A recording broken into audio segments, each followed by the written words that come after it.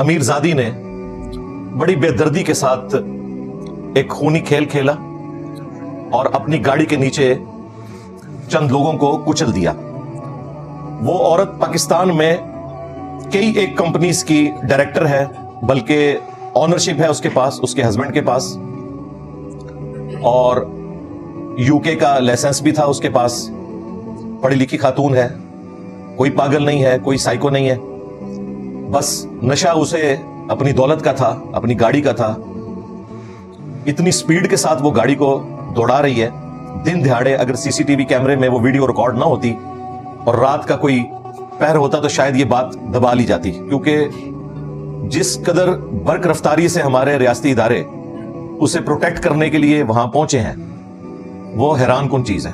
وہ پازیٹیو چیز ہے کہ موب سے تو بچانا چاہیے, قانونی راستہ اختیار کرنا چاہیے, لیکن غریبوں کے کیس میں کئی دن تک دکانیں جلتی رہتی ہیں, لڑائی جھگڑے ہوتے رہتے ہیں, قتل و غارت ہوتا رہتا ہے, ہمارا پورے کا پورا میڈیا خاموش رہتا ہے, ریاستی ادارے بھی کمزوری دکھاتے ہیں. یہاں ہمیں پورے ایکٹیو نظر آئے کیونکہ پیسہ لگا ہوا پیچھے. ظاہر ہے یہ لوگ وقتاً فوقتاً سارے اداروں کو انٹرٹین کرتے ہیں ان کے اعتبار سے, تو جب ان پہ مشکل وقت آتا ہے تو ظاہر ہے کہ وہ ان کے پالتو لوگ پہنچ جاتے ہیں انہیں سپورٹ کرنے کے لیے. 55 سالہ ایک مرد تھا, ماشاء اللہ تعالیٰ داڑھی رکھی ہوئی تھی, دیندار لگ رہے تھے, پاپڑ بیچتے تھے. انہوں نے بڑی محنت کے ساتھ اپنی بیٹی کو پڑھایا, اور وہ بیٹی پڑھائی کے ساتھ جاب بھی کر رہی تھی, ایم بی اے کیا ہوا تھا. اس کی عمر بھی بمشکل 25 ایئرز تھی. وہ موٹر بائک پہ پیچھے بیٹھی ہوئی تھی اور وہ بڑے مزے سے ایک تنگ سے راستے سے جا رہے تھے. وہ کوئی مین روڈ بھی نہیں تھی, کوئی سروس روڈ ہی لگ رہی تھی, اور پیچھے سے گولی کی سی رفتار سے وہ V8 پہ بیٹھی ہوئی خاتون آئی ہے, اور جس طریقے سے اس نے اس کو موٹر بائک والے کو کچلا, اس کے بعد بھی آلموسٹ کوئی 7 بندے ٹوٹلی افیکٹ ہوئے ہیں, جن میں سے 2 یہ شہید ہو گئے اور کچھ زخمی حالت میں. اس واقعے نے پوری قوم کو ہلا کر رکھ دیا. اس کے بعد جو اس عورت کو بچانے کے لیے حربے استعمال کیے گئے, سب سے پہلے تو اسے جناح ہاسپٹل بھجوا دیا گیا کہ کسی طریقے سے اس کی کوئی ایسی رپورٹ بنوائی جائے کہ یہ اس وقت نشے میں تھی یا اس کی ذہنی حالت درست نہیں تھی, تاکہ مستقبل میں کورٹ میں جب مقدمہ چلے تو تھوڑی آسانی ہو جائے. وہ اللہ کا شکر ہے وہاں بھی کوئی خوف خدا رکھنے والا ڈاکٹر بیٹھا ہوا تھا. نام سے تو مجھے لگ رہا ہے کہ شاید وہ ہندو ڈاکٹر ہے, چنی لال اس کا نام ہے. اس نے جو ریالٹی تھی وہ لکھ دی. اس نے کہا بالکل ٹھیک ہے, اس کو کوئی مسئلہ نہیں ہے. وہ ایکسیڈنٹ کے فوراً بعد تھوڑا بہت جو خوف طاری ہوتا ہے کسی بھی بندے کے اوپر, وہ تھا. وہ کوئی مریض نہیں ہے, نہ نشے کی حالت میں ہے.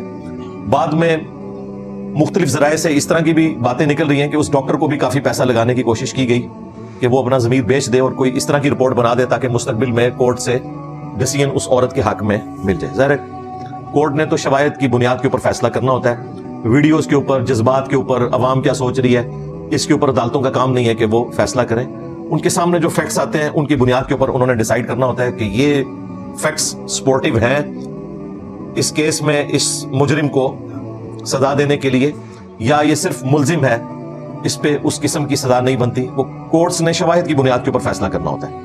شروع میں اگر کیس کمزور بنا دیا جائے تو پھر وہ الٹیمیٹلی اس مجرم کے حق میں فائدہ مند ہوتی ہے چیز, کسی نہ کسی موقع پہ جا کے وہ چھوٹ جاتا ہے. سلام ہے جی اس ڈاکٹر کو جس نے اتنی دلیری دکھائی ہے, اور باقی ڈاکٹرز کے لیے بھی اس شخص کا یہ ایکٹ جو ہے وہ قابل تقلید ہے کہ سچائی کے لیے کھڑا ہونا چاہیے, پیسے کی پرواہ نہیں کرنی چاہیے, اور نہ کسی کے منصب سے ڈرنا چاہیے. اس کو تھریٹس بھی دی گئی ہوں گی, ظاہر ہے جو لوگ پیسے والے ہیں ان کے لیے تھریٹ دینا کوئی مشکل کام نہیں ہے. بہرحال اس کے بعد جس طرح میڈیا کے اوپر اس مظلوم فیملی کے محلے داروں کے انٹرویوز چلے, وہ یقین کریں کہ کوئی بھی درد دل رکھنے والا آدمی اس کو دیکھ نہیں سکتا. مجھے تو پرسنلی یعنی کافی تکلیف ہوئی کہ وہ لوگ تو دنیا سے چلے گئے, اب ان کے گھر والوں کو یہ بلڈ منی پیش کر رہے ہیں ان کے وکلا کہ جی پاکستان میں یہ تقریباً 68 لاکھ کے قریب بلڈ منی بنتی ہے دیت, 2 بندوں کی 1 کروڑ اور 36 لاکھ کے قریب بنے گی, تو یہ آپ لے لیں اور صلح کر لیں. ظاہر ہے یہ جو 2 بڑی کیٹیگری ہیں, قتل خطا یعنی ایکسیڈنٹل قتل ہو جائے, ارادہ قتل نہ ہو, اور دوسری کیٹیگری قتل عمد یعنی جان بوجھ کر کوئی شخص کسی کو قتل کرے. ان دو کیٹیگریز میں سے اس قسم کے جو ایکسیڈنٹس ہوتے ہیں وہ پہلی والی کیٹیگری میں فال کرتے ہیں, یعنی وہ قتل خطا ہوتے ہیں. جو قتل خطا ہے اس سے متعلق سورۃ النساء میں اللہ تعالیٰ نے حکم بیان فرما دیا ہے کہ اس قتل کے بدلے میں قاتل کو قتل نہیں کیا جائے گا, بلکہ قاتل کی طرف سے بلڈ منی یعنی دیت قبول کی جائے گی. قصاص نہیں ہوگا. قصاص ہوتا ہے کہ قتل کے بدلے قتل, کیونکہ اس کا ارادہ نہیں تھا قتل کرنے کا, کوئی دشمنی نہیں تھی کہ وہ دھاک لگا کے بیٹھا ہو کہ یہ شخص سامنے آئے گا اور میں اسے نیچے دے دوں گا یا اس پہ گولی چلا دوں گا, تو اسے قتل خطا کہا جاتا ہے. اس کی سزا یہ ہے کہ وہ بلڈ منی دے گا. یہ تو مخلوق کا حق اس نے پورا کرنا ہے, اور اللہ کا حق سورۃ النساء میں ساتھ ہی آیا کہ ایک غلام آزاد کرنا ہے, جو آج کل آبسلیٹ ہو چکا ہے. اگر غلام نہیں آزاد کر سک رہے آج کے دور کے اعتبار سے, کیونکہ یہ سسٹم ختم ہو چکا, تو قرآن حکیم میں آیا کہ 2 مہینے کے مسلسل روزے رکھنے ہیں, کنٹینیوس. ان میں اگر کوئی روزہ چھوٹ گیا پھر گنتی سٹارٹ سے شروع ہوگی. یہ وہ حق ہے جو اللہ نے اپنا رکھا ہے. اور تیسری چیز جو سب سے زیادہ ضروری ہے وہ ہے اللہ کی طرف توبہ اور استغفار کرنا. یہ قتل خطا کی سزا قرآن میں رپورٹ ہوئی ہے. قتل عمد کے کیس میں سورۃ النساء میں اللہ تعالیٰ نے اس کے لیے بڑے سخت الفاظ استعمال کیے ہیں کہ جو کوئی کسی مؤمن کو ناحق قتل کر دے جان بوجھ کر تو اس کی سزا ہمیشہ کی جہنم ہے. یعنی اگر بغیر توبہ کے مرا تو ہمیشہ کے لیے جہنم میں ہے. وہ اس نے ایک مسلمان کے قتل کو جائز سمجھا. بہرحال اس کیس میں ورثاء کے پاس یہ رائٹ ہے کہ وہ دیت بھی قبول کر سکتے ہیں اور قتل کے بدلے اس قاتل کو قتل بھی کروا سکتے ہیں, یعنی قصاص بھی لے سکتے ہیں. لیکن حیران کن بات ہے, ہمارے دین کا جو مزاج ہے وہ یہ ہے کہ آپ نے اگر آپ کے ساتھ کوئی زیادتی ہوئی ہے تو معافی کی روش اختیار کرنی ہے. اللہ تعالیٰ قیامت والے دن اجر دے گا. لیکن قتل عمد واحد گناہ ایسا ہے کہ اس کے بارے میں اللہ تعالیٰ نے قرآن میں ڈسکریج کیا ہے. دیت لینے کو, بلڈ منی لینے کو صرف آپشن رکھ دی, لیکن انکریج اس چیز کو کیا وَلَكُمْ فِي الْقِصَاصِ حَيَاةٌ يَا أُولِي الْأَلْبَابِ. قتل کے بدلے میں قتل کروانے ہی میں پوری انسانیت کی زندگی چھپی ہوئی ہے اے عقل مندو, تاکہ تم بچ سکو. یعنی اللہ تعالیٰ اس چیز کو پسند فرماتا ہے کہ قاتل کو مقتول کے بدلے میں قتل کیا جائے. دیت والی چیز ایز اے لاس ریزارٹ ہے, اس کی اجازت ہے, لیکن پسندیدہ یہ ہے کہ قتل کے بدلے قتل. اور کیا فرمایا کہ پوری انسانیت کی زندگی چھپی ہوئی ہے. وہ آپ تو ایک قاتل اور مقتول کا کیس دیکھ رہے ہیں نا, اگر قاتل کو سزا ہو تو وہ ڈیٹرنس ہو جائے گی کئی اور لوگوں کے لیے کہ وہ اس عمل سے باز آ جائیں. پاکستان میں چونکہ قانون کی حکمرانی نہیں ہے, اس لیے آپ دیکھتے ہیں کہ کتنے لوگوں کا قاتل ہوتا ہے اور 5 سال 10 سال کے بعد وہ چھوٹ جاتا ہے اور کہتے ہیں یہ عمر قید کاٹ کے آیا ہے. اگر قتل کے بدلے قتل والا معاملہ ہو, جو کچھ عرصے سے پچھلے 7-8 سال سے یورپین یونین نے پابندی لگائی بھی ہے اور اسے عمر قید میں بدلا ہوا ہے, سسپینڈ کیا ہوا ہے. اسلام میں تو آپ اس کو سسپینڈ نہیں کر سکتے. قتل کے بدلے قتل. اور دیکھیں جب ہمارے ریاستی اداروں کے اوپر برا وقت آیا تو ضرب عضب کے بعد آرمی چیف نے کئی لوگوں کو پھانسی کی سزا دی اور وہ اسٹیبلش ہوئی. وہاں انہوں نے یورپین یونین کی پرواہ نہیں کی اور اس کے نتائج بھی پھر دیکھے اس اعتبار سے کہ ملک کے اندر دہشت گردی کنٹرول ہوئی. یعنی اسلامک جو سزائیں ہیں ان کی حکمت یہ ہے کہ چند ایک کو سزا ہوگی لیکن اس کی ڈیٹرنس ایسی ہوگی کہ بقیہ کے لوگ اس گناہ کو کرنے سے باز آ جائیں گے. یہ ظالمانہ سزائیں نہیں ہیں بلکہ انسانیت کی زندگی ان سزاؤں میں چھپی ہوئی ہے. اگر قاتل کو پتا ہو کہ میں بچوں گا نہیں تو وہ سوچے گا بھی نہیں قتل کرنے کا. ابھی تو میں نے کئی دفعہ ریکویسٹ کی ہے اپنے بڑوں سے کہ جیل کی زندگی لوگوں کو دکھائیں.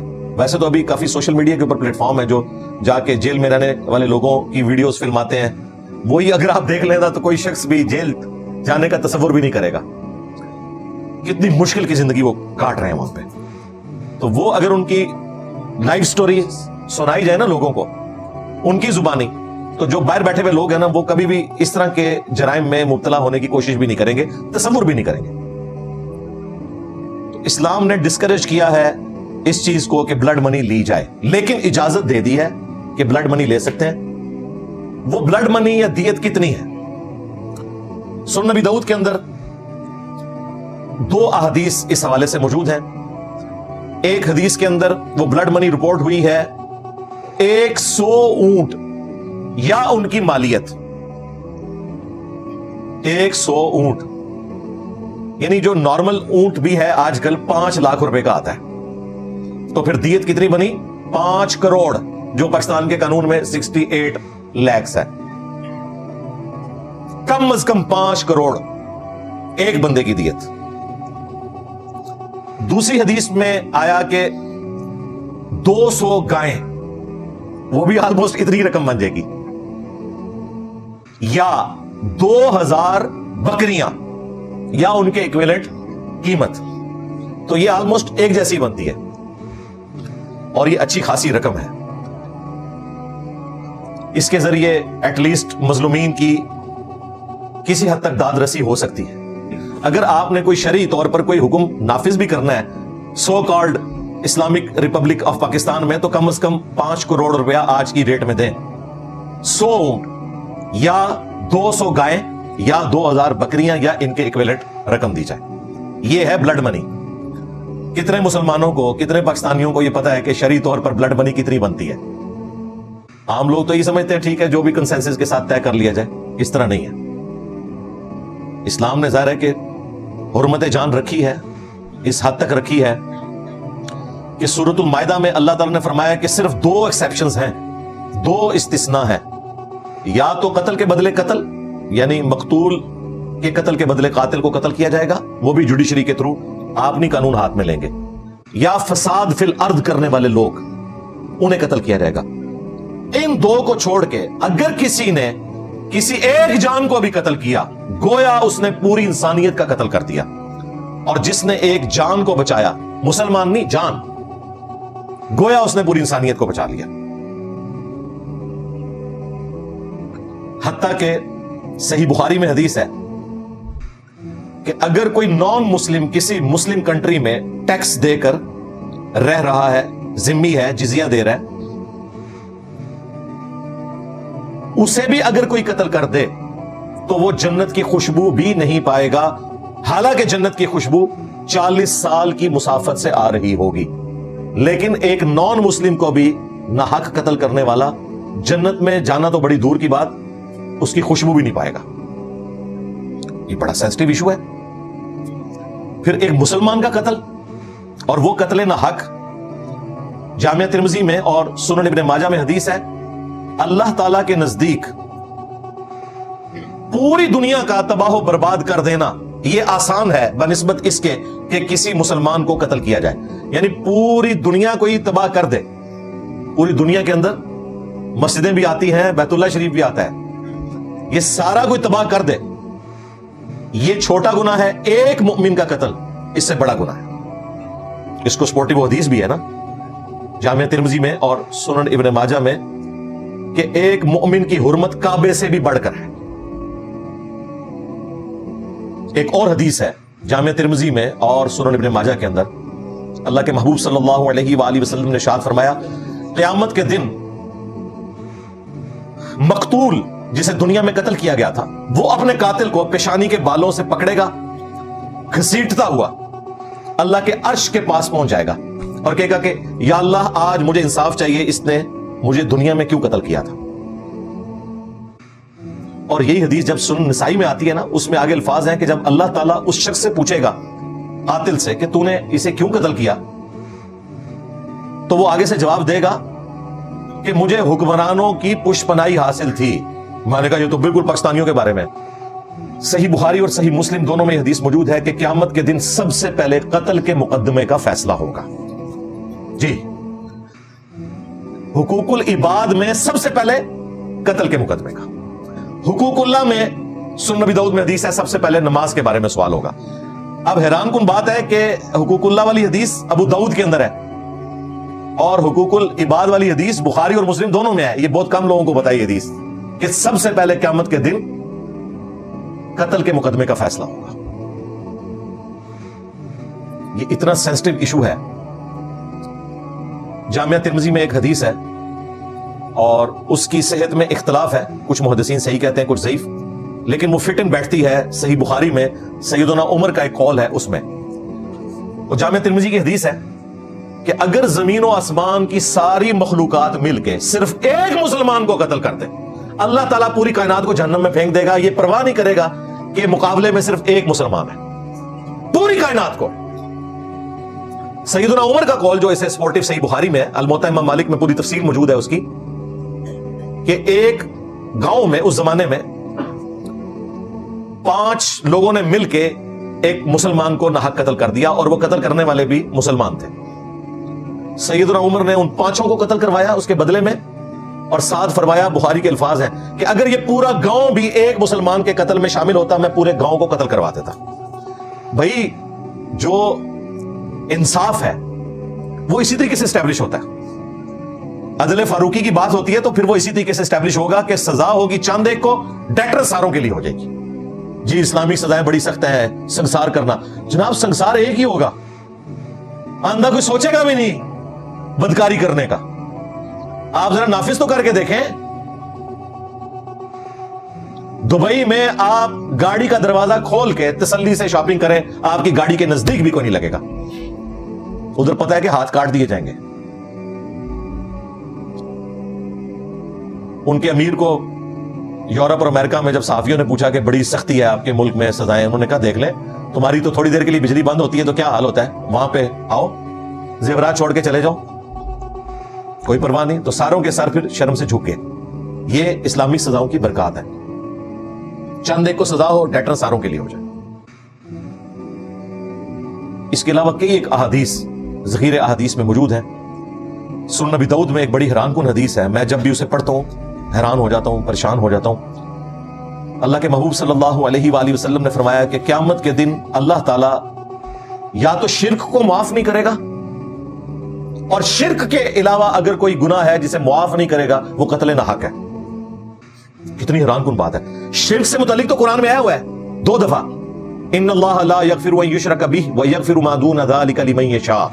اللہ تعالیٰ شرک کو قیامت کے دن معاف نہیں کرے گا، دنیا میں معاف کر دے گا اگر کوئی توبہ کر لے، آخرت میں بغیر توبہ کے جو کیا کوئی معافی نہیں ہے۔ اس کے علاوہ جتنے گناہ ہیں معاف کر دے گا جس کے لیے چاہے گا، جس کے لیے چاہے گا معاف کر دے گا، یعنی کہ جس کے لیے نہیں چاہے گا نہیں معاف کرے گا۔ میں اکثر سوچتا تھا کہ کون سا ایسا گناہ ہو سکتا ہے کہ جو اللہ تعالیٰ نے یہ ایک تلوار لٹکا دی ہے نا کہ شرک کے علاوہ سارے گناہ معاف ہو جائیں گے جس کے لیے اللہ چاہے گا۔ تو کوئی ایک چیز ایسی ضرور ہے جو اللہ نے اس میں رکھ دی ہے، وہ قتل ناحق ہے۔ رسول نبی داؤد میں حدیث ہے، یا شرک معاف نہیں ہوگا یا قتل ناحق معاف نہیں ہوگا۔ یہاں لوگوں نے باقی انسانوں کی زندگیوں کو اتنا سستا سمجھا ہوا ہے، جس وقت چاہے جس کے ساتھ جو مرضی معاملہ کر لیں۔ اور یہ جو ابو داؤد کی حدیث ہے، اسے سپورٹیو وہ آیت بھی بنتی ہے سورۃ النساء کی کہ جس نے کسی مؤمن کو ناحق قتل کیا وہ ہمیشہ کے لیے جہنم میں۔ اگر کوئی کہنا کہ یہ حدیث قرآن کے خلاف ہے، جس طرح یہ آج کل آپ کو پتہ ہے نا غامدی صاحب والا بھی ایک بیماری لوگوں کو لگی ہوئی ہے، نہ قرآن کا پتہ، سنت تو کبھی پڑھی نہیں، حدیث تو پڑھی نہیں ہے، خام خواہ بیٹھ کے تو ایکویشنیں لڑا رہے ہوتے ہیں کہ جی فلاں حدیث قرآن کے خلاف ہوگی، جی قرآن میں تو ہے شرک معاف نہیں ہوگا، تو ابو داؤد میں یہ کیسے آ گیا کہ جی شرک کے علاوہ بھی یہ گناہ ہے؟ بھائی قرآن میں لکھا ہوا ہے یہ بھی سورۃ النساء میں کہ جس نے ایک مؤمن کو ناحق قتل کیا اس کی سزا ہمیشہ کی جہنم ہے۔ تو یہ ذہن میں رکھیے گا، فٹ ان بیٹھتا ہے، بالکل قرآن میں فٹ ان بیٹھتی ہے یہ بات۔ اس لیے اس طرح کے جو واقعات ہیں جو کارساز کراچی میں واقع ہوا، اس کے بعد کس طریقے سے ایسی ڈیٹرس والی سزا نافذ کی جائے کہ مستقبل میں واقعات رک جائیں، کیونکہ یہ تو کنٹینیوس ہو رہے ہیں۔ اسے فساد فی الارض کی کیٹیگری میں ڈالنا چاہیے۔ اگر کوئی شخص اوور سپیڈنگ کر رہا ہے، وہ ٹریفک قوانین کو توڑ رہا ہے اور بدماشی کے ساتھ گاڑی چلا رہا ہے اور اپنی گاڑی کے نیچے کسی کو کچل دیتا ہے، اگرچہ وہ اس کا جاننے والا نہیں ہے، وہ یہ پلین نہیں لے سکتا کہ اس سے تو میری کوئی دشمنی نہیں تھی، یہ خطا کے طور پر قتل ہو گیا، نہیں، یہ قتل عمد ہے۔ مفتی اعظم سعودیہ نے 8 سے 10 سال پہلے فتویٰ دیا تھا کہ جو شخص اوور سپیڈنگ کی وجہ سے مر جائے وہ خودکشی کی موت مرا ہے۔ اگر آپ کی سڑکیں ڈیزائن نہیں ہیں 120 سے زیادہ سپیڈ کو ہینڈل کرنے کے لیے اور آپ چلا رہے ہیں 200 کے اوپر اور ٹائر پھٹ جاتا ہے اور آپ کہتے ہیں نہیں شہید ہو گئے، وہ ٹائر جب پھٹتا ہے تو خود نہیں شہید ہوتے، کئی لوگوں کو ساتھ لے جاتے ہیں۔ یہ دیکھا نا یہ بدماش قسم کے جو گنڈے ویلنگ کر رہے ہوتے ہیں، کئی ایک ویڈیوز رکھی ہوئی ہیں، ایک آدمی اپنی 2 بچیوں کو ٹینکی پہ بٹھا کے بیوی کو پیچھے بٹھایا ہوا ہے اور پیچھے سے اس کو اڑا دیا ہے. مردود تو حرام موت مرا, لوگوں کی زندگی چھین لی اس طریقے سے. تو ایسے لوگوں کو یہ میں شرعی سولوشن دے رہا ہوں, کیونکہ ظاہر ہے ہم سے لوگ یہ ایکسپیکٹ کر رہے ہوتے ہیں کہ جی قرآن میں تو سورۃ النساء میں قتل خطا کی سزا آئی ہے کہ بلڈ منی لے سکتے ہیں, تو اس طرح اگر بلڈ منی لے کے اس طرح کے لوگوں کو چھوڑا گیا تو ان کے پاس تو اتنا پیسہ ہے, یہ تو روزانہ بندہ قتل کر دیں تو یہ روزانہ دے سکتے ہیں بلڈ منی, 5 کروڑ بھی دے سکتے ہیں جو انجینئر صاحب نے سجیسٹ کیا ہے. سنن ابی داؤد کی احادیث کی روشنی میں 100 اونٹ یا 200 گائے یا 2000 بکریاں یا اس کے ایکویلنٹ رقم, وہ آلموسٹ 5 کروڑ بنتی ہے, یہ تو دے سکتے ہیں. پھر ان لوگوں کے اوپر چیک کیا ہوگا؟ چیک یہ ہے کہ انہیں فساد فی الارض کی کیٹیگری میں ڈالا جائے. یہ زمین میں فساد مچا رہے ہیں. ایک سروس روڈ کے اوپر 130 میں گاڑی بھگانا یہ فساد فی الارض نہیں ہے؟ وہ اسی لیے سپیڈز رکھی جاتی ہیں ٹریفک قوانین میں کہ پتا ہوتا ہے کہ اس کی وجہ سے یہ نقصان ہو سکتا ہے, نہ صرف چلانے والے کو بلکہ سامنے بھی کسی کو ہو سکتا ہے. یہاں پہ بھی اگر ایئر بیگز نہ کھلتے, اس کی وہ اتنی مہنگی والی گاڑی نہ ہوتی تو اس نے خود بھی مر جانا تھا جو گاڑی کی حالت ہوئی بھی تھی, لیکن اگلوں کی تو جان لے لی. تو انہیں فساد فی الارض میں ڈالنا چاہیے, جو آیت محاربہ سورۃ المائدہ کی آیت نمبر 33 میں آیا کہ جو فساد فی الارض کرنے والے لوگ ہیں ان کی سزا یہ ہے کہ انہیں قتل کیا جائے یا سولی دیا جائے یا مخالف سمت کے ہاتھ پاؤں کاٹے جائیں یا ملک بدر کر دیا جائے. پلس جو بلڈ منی ہے وہ تو دینی دینی ہے, وہ اپنی جگہ رہے, گورنمنٹ دے یا اس بندے سے دلوائے, وہ ان کا آپس کا معاملہ ہے. لیکن فساد فی الارض کی سزا کو اگر اسٹیبلش کیا جائے تو یہ جو امیر لوگ جن کو کہتے ہیں کہ انہیں نشہ تھا, ڈرائیونگ کرتے ہوئے یہ نشے کی حالت میں تھے, ان کو نشہ اترتا ہی نہیں ہے, ان کی دولت کا نشہ ہے, ان کے سٹیٹس کا نشہ ہے, سب کو انہوں نے خرید رکھا ہے اور عوام کو یہ چونٹیاں سمجھتے ہیں. تو ان کا علاج یہ ہے کہ فساد فی الارض کی سزا ان کے اوپر لگائی جائے. میں نے سولوشن بھی دے دیا, یعنی میں صرف یہاں بیٹھ کے زبانی کلامی باتیں نہیں کر رہا, میں ایگزیکٹ سولوشن دے رہا ہوں کہ یہ ہمیشہ پلی لیتے رہیں گے قتل خطا کی اور یہ دیت دے کے چھوڑتے رہیں گے. ان کے اوپر سزا کون سی لگنی چاہیے؟ فساد فی الارض, آیت محاربہ, اسے آیت محاربہ کہا جاتا ہے. فساد فی الارض کی سزا سورۃ المائدہ کی آیت نمبر 33 کے اندر جو رپورٹ ہوئی ہے.